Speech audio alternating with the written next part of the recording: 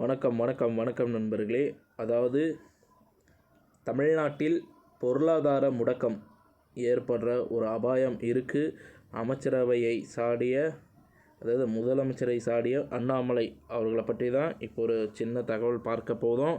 அதாவது தமிழகத்தில் பெருமளவில் தொழில் முடக்கம் பார்த்திங்கன்னா பொருளாதார முடக்கமும் ஏற்பட போகுது, அபாயம் நிலவுகிறது என்று பாரதிய ஜனதா கட்சியின் மாநில தலைவர் அண்ணாமலை தெரிவிச்சிருக்கிறாரு.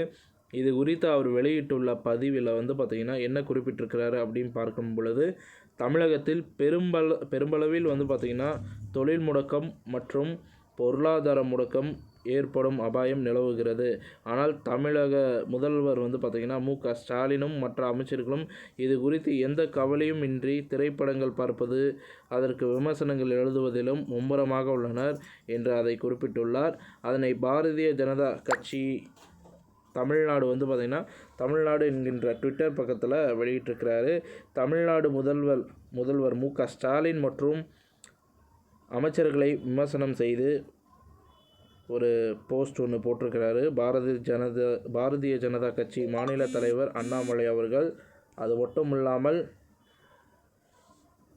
இதில் பார்த்திங்கன்னா பல்வேறு தரப்பட்ட கருத்துக்களை பார்த்திங்கன்னா தெரிவிச்சிருக்காரு அவருடைய ட்விட்டர் பக்கத்தில்.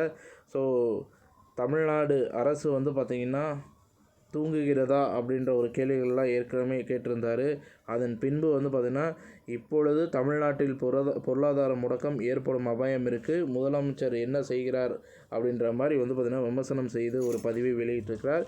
ஸோ இந்த பதிவை பற்றி நீங்கள் என்ன நினைக்கிறீங்கன்றதை கமெண்ட் பாக்ஸில் சொல்லுங்கள்.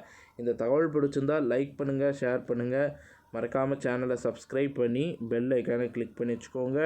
நன்றி, வணக்கம்.